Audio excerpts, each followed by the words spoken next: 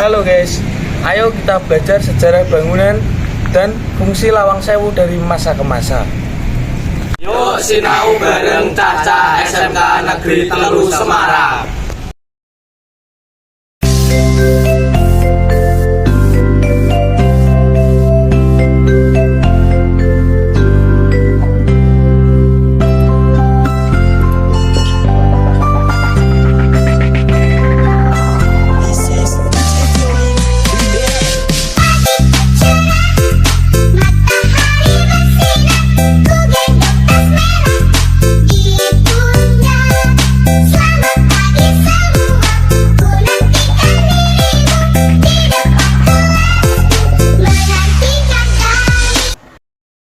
Sejarah Lawang Sewu. Lokasi Lawang Sewu terletak di Jalan Pemuda, Tugu Muda, Semarang. Lawang Sewu awalnya digunakan sebagai kantor pusat kereta api swasta atau NISM yang dibangun di atas lahan seluas 18.232 meter persegi.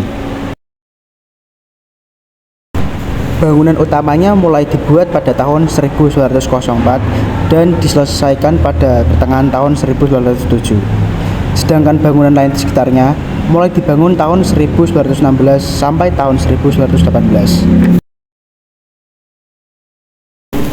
Disebut Lawang Sewu juga karena jumlah pintu yang ada di gedung ini sebanyak 429 buah, beserta jendela tinggi sebanyak 1000. Gedung yang memiliki 3 lantai ini tepatnya beralamat di Jalan Pemuda di tengah kota Semarang.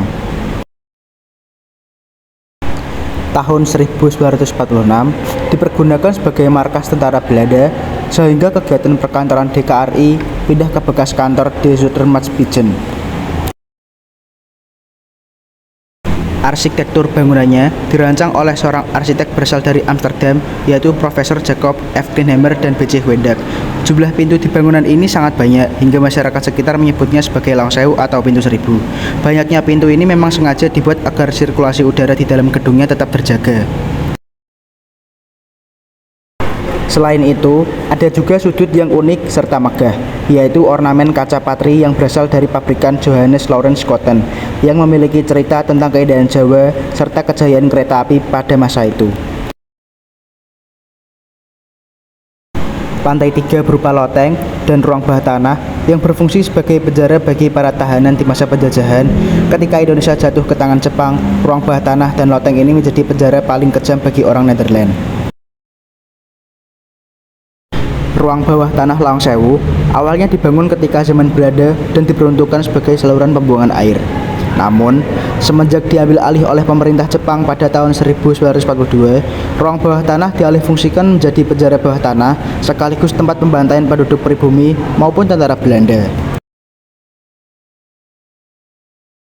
Nah, berikut adalah suasana Lawang Sewu pada zaman dahulu dan beberapa gambar ilustrasi. Karena berkembangnya zaman dan setelah direnovasi menjadi lebih baik, berikut adalah gambaran Lawang Sewu pada zaman sekarang. Ini adalah salah satu contoh acara yang pernah diadakan di Lawang Sewu. Pada tahun 2011, Ibu Negara Ani Yudhoyono telah meresmikan gedung Lawang Sewu yang kini menjadi destinasi wisata sejarah perkeretaapian di Indonesia. Setelah sejarah dan fungsi Lawang Sewu dulunya sempat dijadikan sebagai kantor perkeretaapian hingga menjadi markas Belanda maupun Jepang, dan pada akhirnya sekarang dijadikan sebagai wisata sejarah di kota Semarang.